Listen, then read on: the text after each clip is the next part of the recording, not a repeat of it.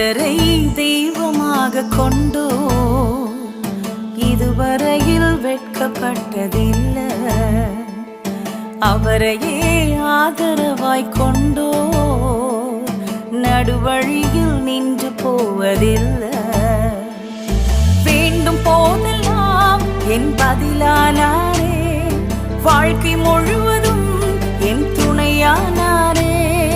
ஜெபிக்கும் போதெல்லாம்